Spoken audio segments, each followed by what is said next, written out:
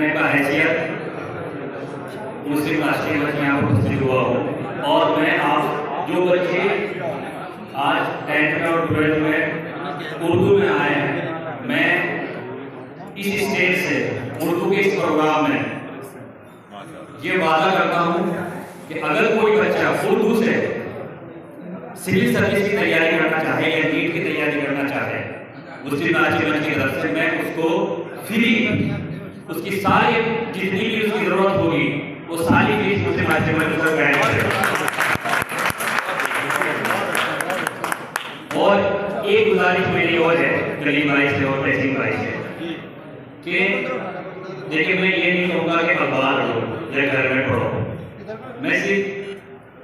ये कहना चाहूँगा कि आप संडे के दिन या कोई भी छुट्टी वाले दिन या जब भी आपको वक्त मिले, आप कोई जगह कोई घर ऐसा मुतय्यन कर ले जहाँ पर कोई उर्दू अगर सीखना चाहे वो वहाँ पर आकर उर्दू सीखे, उसके उस्ताद की टीचर मुस्लिम राष्ट्रीय मंच करेगा। ये भी मेरा आपसे वादा है। शुक्रिया।